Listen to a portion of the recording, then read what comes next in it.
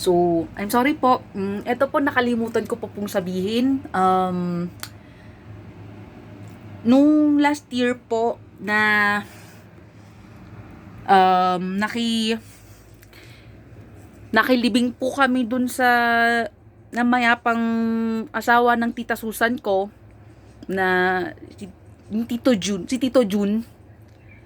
Mm, dun na po ako naglantad na pero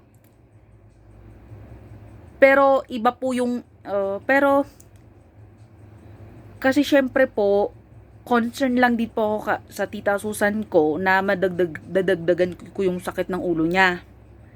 Binigyan na nga lang siya ni Justin ng sakit sa ulo. Um,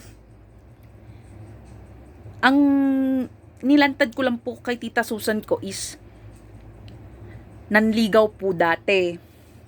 Pero na-mention po niya sa akin in last year na matagal na po daw niyang alam na wag lang daw po ako ang manligaw kay Justin Covey. Kung hindi, baka pagalitan daw po niya.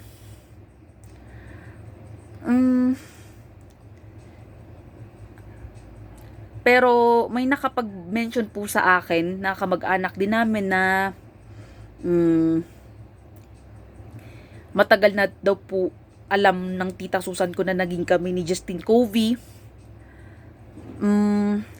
Pero hindi lang po dinedirekta sa akin ng tita Susan ko.